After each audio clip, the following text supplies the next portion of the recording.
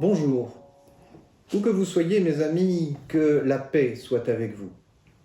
Voici le troisième culte proposé par l'Église protestante française de Londres. Alors, où que vous soyez, dans le Royaume-Uni ou dans le monde, là où vous êtes, merci de nous accueillir chez vous pour vivre ensemble ce moment de prière, de méditation et d'une écoute, d'une parole qui nous fasse du bien, qui nous rejoigne en tout cas dans nos murs, dans nos craintes, dans nos doutes, dans nos questions. Une parole qui nous parle au cœur, au milieu de toutes ces paroles du monde, souvent si superficielles et, disons-le, quand même la plupart du temps anxiogènes. Oui, que la paix soit avec vous et avec vos bien-aimés, auprès comme au loin. Malgré nos craintes, malgré ce qui menace nos vies, malgré notre solitude loin des nôtres, malgré nos nerfs peut-être mis à rude épreuve par l'enfermement, par l'isolement, la vie à l'extérieur de nos maisons s'épanouit très bien, hein, sans nous pour l'abîmer, pour la négliger ou pour la mépriser. Alors pour cette vie qui continue, qui se répand, pour ce printemps qui naît sans nous, prendre un temps pour dire à Dieu notre émerveillement et notre reconnaissance pour ce miracle sans cesse renouvelé, c'est ce que nous ferons maintenant. Avant d'aller plus loin, commençons par lui dire nos mots de louange. Louons notre Dieu avec les paroles du psaume 103. Psaume de David. Mon âme, bénis l'Éternel. Que tout ce qui est en moi bénisse son saint nom. Mon âme, bénis l'Éternel, et n'oublie aucun de ses bienfaits. C'est lui qui pardonne toutes tes iniquités, qui guérit toutes tes maladies. C'est lui qui délivre ta vie de la fosse, qui te couronne de bonté et de miséricorde. C'est lui qui rassasie de bien ta vieillesse, qui te fait rajeunir comme l'aigle. L'Éternel fait justice, il fait droit à tous les opprimés. Il a manifesté ses voies à Moïse, ses œuvres aux enfants d'Israël. L'Éternel est miséricordieux et compatissant, lent à la colère et riche en bonté. Il ne conteste pas sans cesse, il ne garde pas sa colère à toujours. Il ne nous traite pas selon nos péchés, il ne nous punit pas selon nos iniquités. Mais autant les cieux sont élevés au-dessus de la terre, autant sa bonté est grande pour ceux qui l'écoutent. Autant l'Orient est éloigné de l'Occident, autant il éloigne de nous nos transgressions. Comme un père a compassion de ses enfants, l'Éternel a compassion de ceux qui se tournent vers lui. Car il sait de quoi nous sommes formés. Il se souvient que nous sommes poussière. L'homme, ses jours sont comme l'herbe.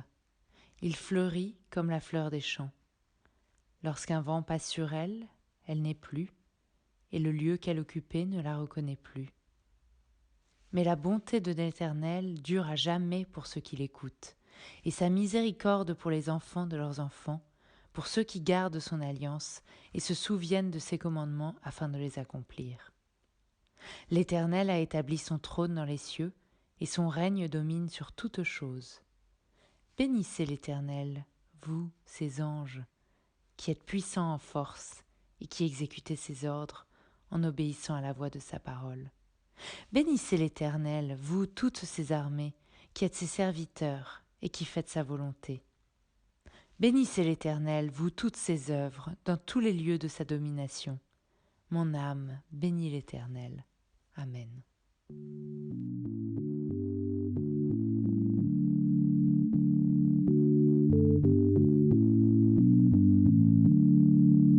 Chantez le Dieu saint frappé dans vos mains. Venez l'acclamer, peuple rassemblé. Vous tous et partout réjouissez-vous.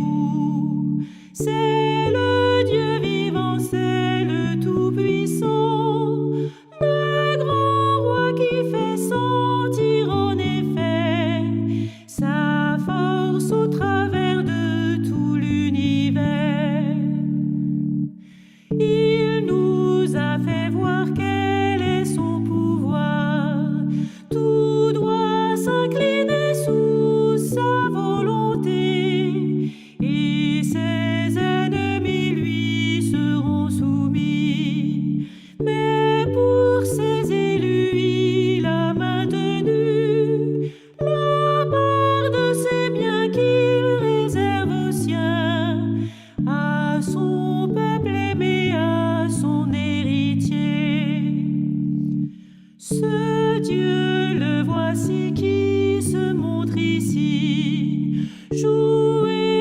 chantez, dites ses bontés. Sur son trône saint, il veut être craint.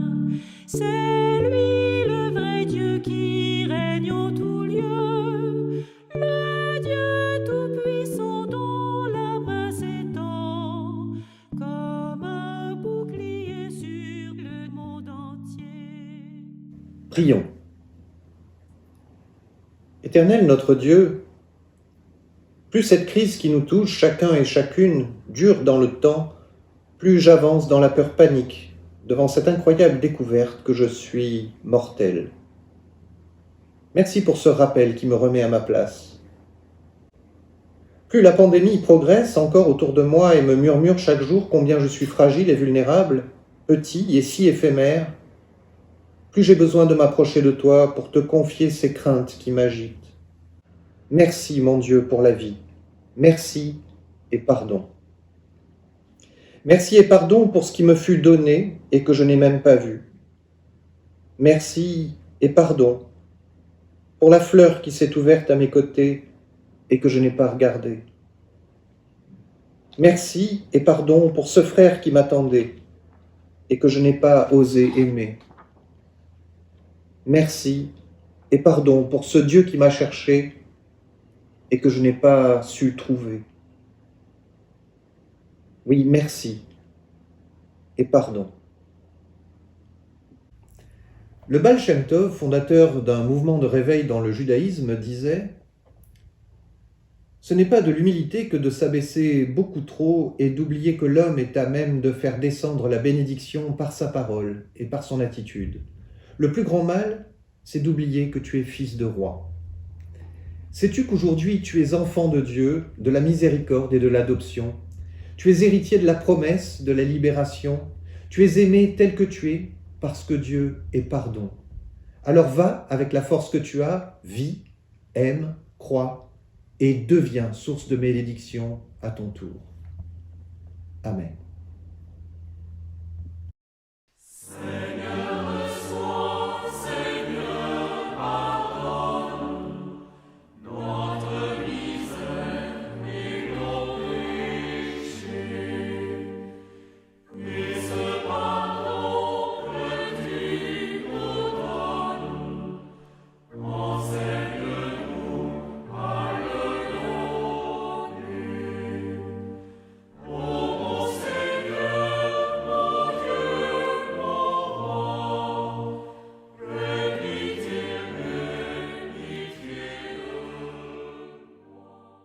Nous croyons en Dieu.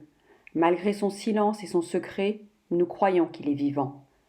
Malgré le mal et la souffrance, nous croyons qu'il a fait le monde pour le bonheur et pour la vie. Malgré les limites de notre raison et les révoltes de notre cœur, nous croyons en Dieu. Nous croyons en Jésus-Christ. Malgré les siècles qui nous séparent de lui, nous croyons en sa parole. Malgré sa faiblesse et sa pauvreté, nous croyons que sa mort est notre vie. Malgré nos incompréhensions et nos refus, nous croyons en sa résurrection. Nous croyons en l'Esprit Saint. Malgré les apparences, nous croyons qu'il conduit l'Église. Malgré la mort, nous croyons en la résurrection. Malgré l'ignorance et l'incrédulité, nous croyons que le royaume de Dieu est pour tous les hommes. Amen.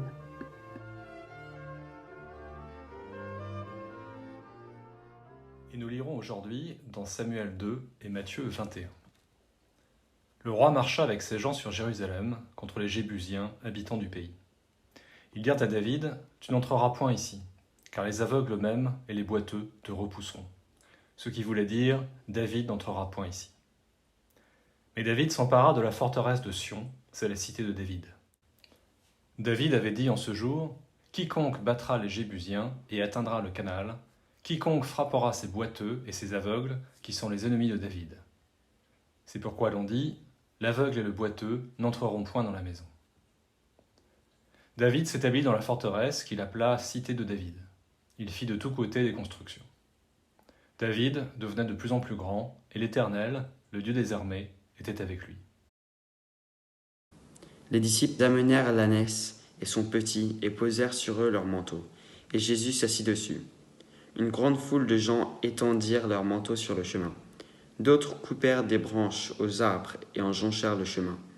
Et toute la foule, de la tête à la fin du cortège, criait « Hosanna au fils de David! Béni soit celui qui vient au nom du Seigneur! Hosanna à Dieu au plus haut des cieux !» Quand Jésus entra dans Jérusalem, toute la ville fut en émoi.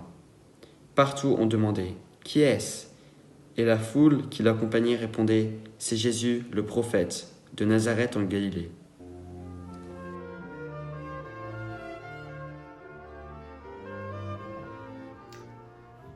Aujourd'hui, on va sortir de chez nous pour faire un voyage que je vous propose de faire en imagination pour nous propulser dans la Jérusalem de l'an 30, au temps de Pessah, de la Pâque, qui devait normalement drainer des foules entières pour cette semaine de fêtes et de sacrifices. Mais voilà, une grande épidémie a frappé un peu partout autour et les gens doivent rester chez eux, confinés chez eux. Finalement, il n'y a personne qui a voyagé jusqu'à Jérusalem et les rues de la ville sont totalement désertes. Est-ce qu'on peut imaginer ça ? Et la question un peu farfelue, alors que je me suis posée, est la suivante. Jésus aurait-il bravé le confinement ou serait-il resté sagement enfermé ? S'il était sorti, alors pourquoi ? Certainement pas pour acheter du pain ou du vin, on s'en doute, ça il savait faire. Alors pour une chose beaucoup plus importante, on imagine. Et notre histoire commence par « et si ». Et si ce jour-là, Jésus avait dû vivre cette entrée dans Jérusalem sur son ânon, dans une période étrange, donc comme la nôtre, en pleine période de confinement. Ayant peut-être envoyé ses disciples en avant, comme ça, pour trouver quelques vivres pour la semaine, il les rejoint enfin, juché sur son ânon, tranquillement, entrant dans la ville. Et pour le coup, on pourrait dire que le timing est mal tombé, parce que quelle gloire là! Il n'y a personne pour accueillir Jésus alors qu'il s'approche de la ville, personne pour étendre des branches ou des palmes sur sa route, aucun vêtement jeté sur son chemin, pas de chant, pas d'Hosanna, pas d'Alléluia, pas personne pour s'émouvoir de ce roi qui rentre dans Jérusalem. Le silence. Peut-être quelques oiseaux. Alors on imagine peut-être Jésus avec un petit sourire sur les lèvres à l'idée qu'il pourrait peut-être faire chanter quelques pierres sur son passage. Il y a bien, alors évidemment, quelques soldats à la porte de la ville pour s'approcher de lui demander ce qu'il fait là et lui demander s'il a son attestation avec ses petites cases bien cochées et le sceau de Pilate sur son attestation. On lui demande où il va, alors il rentre chez son père. Bon, finalement, on le laisse passer. Et que fait-il ensuite ? Eh bien, il n'avait pas vraiment menti aux soldats. Dans ce grand silence, il avance tranquillement avec une idée derrière la tête. Il voudrait commencer par donner un signe fort dans le temple. Il y réfléchit. Alors, peut-être le fera-t-il par un grand ménage qui se fera au sein des changeurs qui sont installés sur le parvis. Ça lui paraît bien. Vous savez, c'est chez changeurs qui permettaient aux Juifs qui venaient de l'étranger de changer leur argent pour pouvoir payer leur impôt au temple, pour pouvoir acheter aussi des sacrifices. Pareil d'ailleurs pour les marchands de colombes qui ont la même fonction, puisqu'en payant pour le sacrifice, ils permettaient l'accomplissement des rites. Mais son idée, ce n'est pas de supprimer tous ces petits commerces parasites qui envahissent le temple. Non, lui, il veut montrer quelque chose de plus grand, de plus ample. Il veut interdire le fonctionnement du lieu tel qu'il est, avec tous ces interdits, toutes ces offrandes et ces sacrifices, et surtout toutes ces boucheries inutiles. Alors, une fois passé la porte de la ville, il va directement au temple, nous dit le verset suivant. Jésus entra dans le temple de Dieu, verset 12. Et alors qu'il avait l'intention là de faire le ménage de tout ce trafic et de tous ces vendeurs, personne. Quelques tables rangées, pliées le long des murs du parvis extérieur, mais personne. On est bien loin du vacarme habituel des hommes et des animaux. Là, c'est le calme total qui règne. Un silence qu'il n'avait jamais connu depuis enfant qu'il fréquentait le temple. Pas le bruit du moindre bétail, petit ou gros, juste à peine celui de quelques tourterelles qui picoraient là au pied d'une colonne. Le ménage, apparemment, avait déjà été fait par les circonstances du moment. Pâques, plus de sacrifices, ça pourrait être compris. Mais les hommes alors auront-ils enfin saisi le message d'eux-mêmes? Sauront-ils découvrir une spiritualité de la grâce dans leur confinement? Arrêteront-ils d'eux-mêmes les sacrifices inutiles? Voilà peut-être les questions qui flottaient dans le silence du temple. Alors ils se promènent doucement dans l'immensité de ce temple désert et vide, à l'ombre des colonnes du parvis, et il est seul, pas âme qui vive, pas un garde du temple, pas un prêtre, aucun lévite en vue. Et pourtant, au bout d'un moment, il entend des voix de gens, pas très loin de lui. Alors il s'approche, il les cherche, et il entre dans le parvis intérieur et découvre là des hommes et des femmes en prière. C'était pour beaucoup la toute première fois qu'ils s'aventuraient si loin dans le temple, puisque cette fois il n'y avait personne pour leur interdire d'y entrer. Et c'étaient des aveugles, des boiteux, des estropiés, des abîmés de la vie. Alors Jésus s'arrête là. Il se joint à eux, à leurs prières, à leur reconnaissance joyeuse, à leurs supplications, à leurs murmures, à leurs larmes aussi. Et il prie avec eux et pour eux.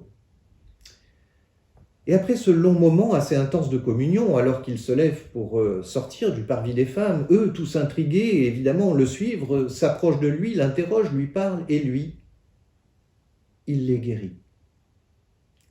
Verset 14. Des aveugles et des boiteux s'approchèrent de lui, dans le temple, et il les guérit. C'est étrange cette remarque de Matthieu.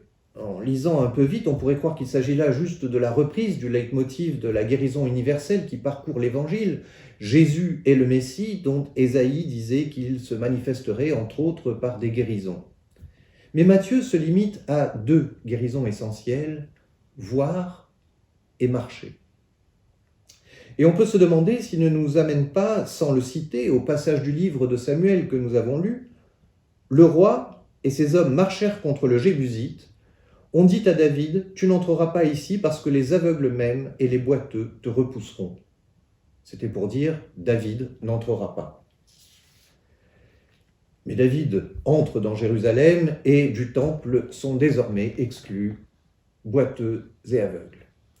Et Matthieu le dit en faisant justement s'avancer aveugles et boiteux vers lui, eux qui jadis auraient empêché, soi-disant, David d'entrer dans le temple, eh bien aujourd'hui ils sont dans le temple, dont ils étaient si injustement exclus depuis le temps de David.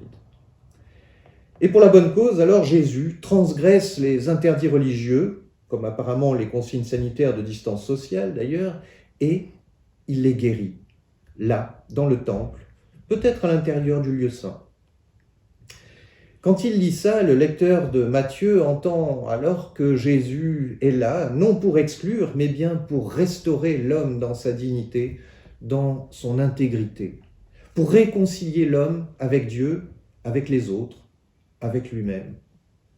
Alors voilà, si Jésus avait voulu échapper à cette foule le jour des rameaux, à cette foule délirante qui criait, qui chantait autour de lui, juste avant d'ailleurs d'aller demander sa mort quelques heures plus tard, il aurait peut-être bravé le confinement. Mais il l'aurait fait surtout pour aller aider. Tout comme les médecins et tout le personnel soignant et aide-soignant aujourd'hui bravent le confinement et la distance sociale pour se battre en première ligne, pour aider. Comme beaucoup dans les transports, dans les commerces, les postes, les communications ou les livraisons sont encore là pour aider et rendre la vie plus facile, les choses plus faciles pour nous. Alors on pourrait croire que chacun devant rester chez lui en cette période de confinement, Jésus serait resté tout naturellement dans le temple à Jérusalem, chez son Père. Mais non, il choisit plutôt de rejoindre ses amis à Béthanie et de vivre cette nuit, il le sent, qui pourrait être la dernière, avec ses tout proches. Et c'est pourquoi, après avoir guéri les aveugles et les boiteux, le verset 17 nous dit « Les ayant laissés, il sortit de la ville pour aller à Béthanie, pour y passer la nuit. » Alors que garder avec nous de cette petite fiction? Déjà peut-être que Jésus nous montre que Dieu n'attend pas nos chants, nos louanges, nos cantiques pour venir à notre rencontre, même discrets, même de manière humble et dans le silence, il vient toujours. Jésus nous montre que Dieu n'attend pas après nos dons et nos sacrifices pour agir dans nos vies, même lorsque ce n'est pas spectaculaire ou que ce n'est pas toujours là où on l'attend ou comme on l'attend, il agit, il guérit, il sauve, il dénoue, il délivre, il restaure. Dans cette histoire imaginaire, Jésus nous indique aussi et surtout que la seule raison de transgresser le confinement, comme il le fait, c'est peut-être pour prendre soin de l'autre, ici, le plus pauvre, mais le plus pauvre aussi autour de chez nous, des plus petits, des laissés pour compte qui sont là, dehors, hors de nos murs, de nos cocons, les exclus modernes. Pour eux, il y a urgence, le nombre, en tout cas à Londres, en est inquiétant, et beaucoup des charities et associations qui offraient jusque-là le gîte ou le couvert sont à l'arrêt maintenant. C'est à nous de prendre le relais. Si nous ne pouvons pas aider tout le monde, nous pouvons au moins faire quelque chose pour celui qui est proche de nous. Entre nous et le Sainsbury ou entre nous et le Tesco du coin, celui qui est là, posé là au milieu. On peut penser, quand on va faire nos courses, à prendre un peu plus et les déposer là. Ça peut faire toute la différence pour tous ces gens qui vivent au jour le jour. Alors pensons à eux. Enfin, ce n'est pas parce que Jésus, dans cette histoire très bizarre que j'ai racontée, transgresse le confinement qu'il nous invite à l'imiter. Encore une fois, ce n'est qu'une parabole. Mes amis, restez bien chez vous. C'est une occasion là de relire peut-être tous ces passages et peut-être aussi d'autres passages comme le livre des Proverbes, toujours passionnant à retrouver, ou le livre des Psaumes, dans lequel, par exemple, au chapitre 46, nous lisons ce cantique vieux de 3000 ans, avec ces mots que je vous laisse et sur lesquels je termine. Ce cantique qui dit « Dieu est pour nous un refuge et un appui, un secours qui ne manque jamais dans la détresse. C'est pourquoi nous sommes sans crainte quand le monde est bouleversé. » Amen.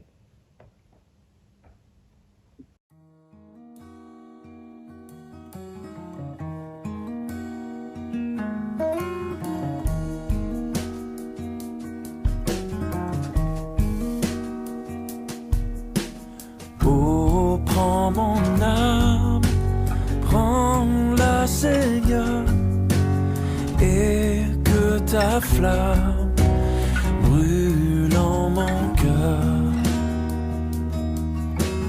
que tout mon être vibre pour toi, sois seul mon maître, ô divin roi.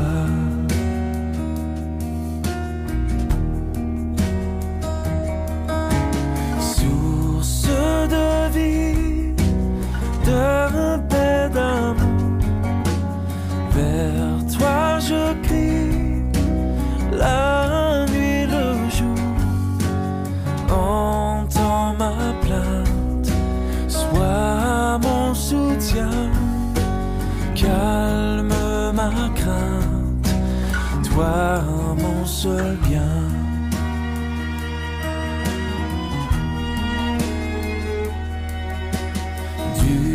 Mal perfide, oh garde-moi, viens, sois mon guide, chef de ma foi. Quand la nuit voile tout à mes yeux, sois mon étoile, brille des cieux.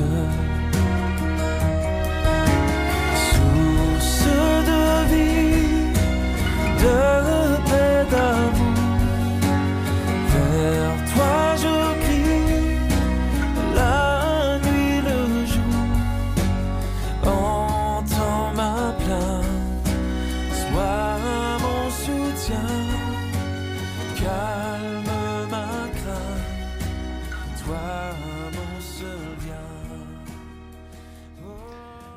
Prenons maintenant un temps d'intercession avec cette prière de Christelle et Douglas Nelson. Tu n'es pas seul. Tous, nous sommes concernés. Dieu nous donne la force d'être solidaires. Pour les personnes atteintes de Covid-19 qui luttent pour leur vie, seules et éloignées de leurs proches pour ne pas contaminer les autres.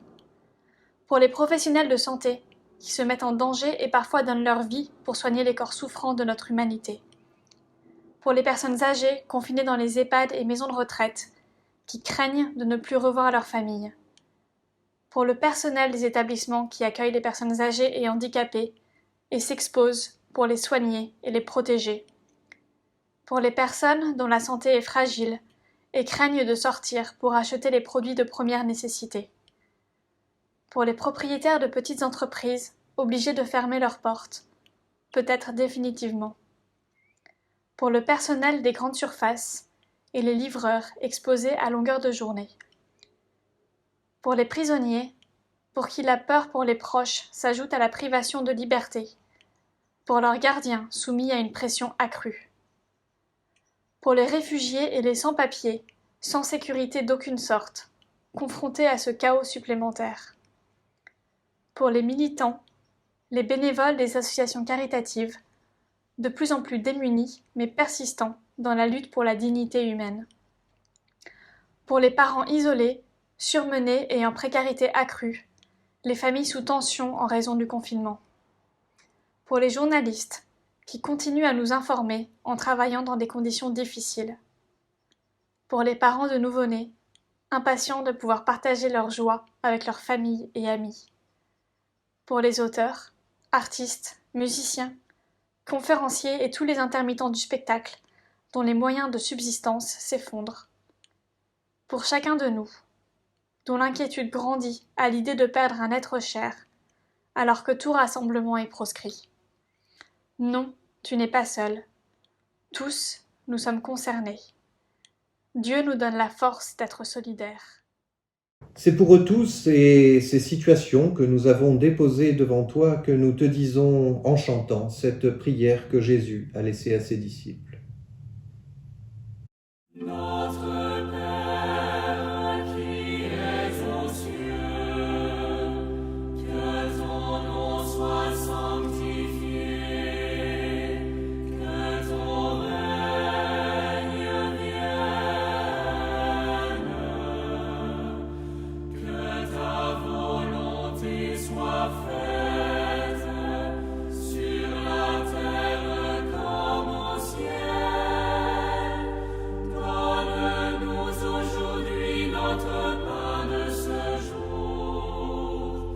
Pardonne-nous nos offenses, comme nous pardonnons aussi à ceux qui nous ont offensés.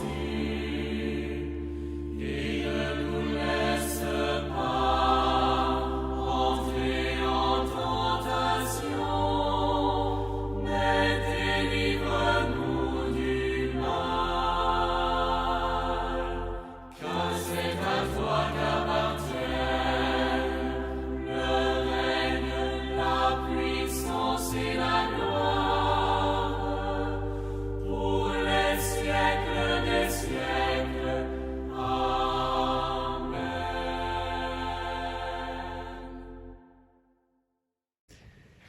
Dans le livre de Sophonie, au chapitre 3, verset 17, nous lisons ce verset sur lequel nous terminons ce culte. « L'Éternel, ton Dieu, est au milieu de toi comme un héros qui sauve. Il fera de toi sa plus grande joie. Il gardera le silence dans son amour. Il aura pour toi des transports d'allégresse. » Recevons la bénédiction de la part de notre Dieu. Que notre Dieu soit avec chacun de nous et qu'il soit avec nos familles, qu'il bénisse nos jours d'enfermement et qu'il fasse de nous chaque jour des sources de bénédiction, qu'il dépose sur chacun, chacune, sa paix. Amen.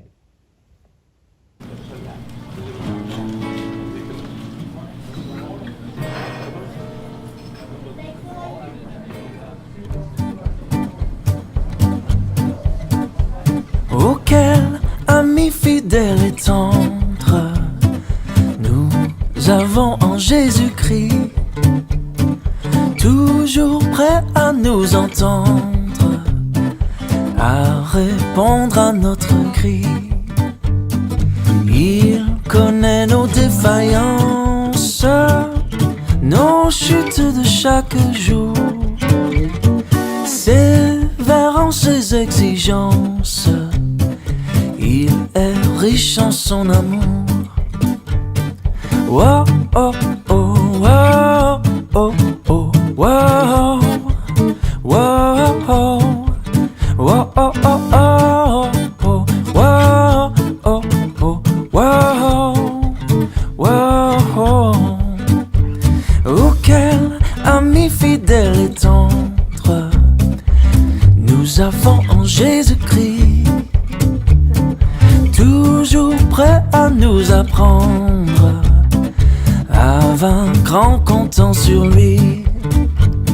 S'il nous voit vrais et sincères à chercher la sainteté, il écoute nos prières et nous met en liberté.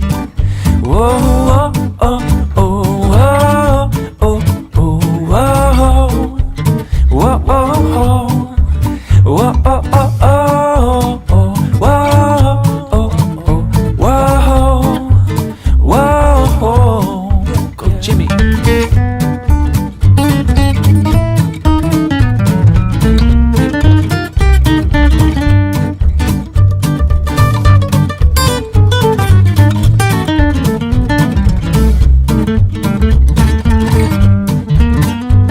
Oh, quel ami fidèle et tendre nous avons en Jésus-Christ.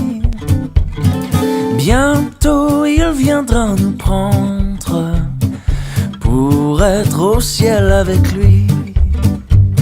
Suivons donc l'étroite voie en comptant sur son secours, car bientôt nous aurons la joie, yeah, de vivre avec lui toujours. Oh, oh, oh,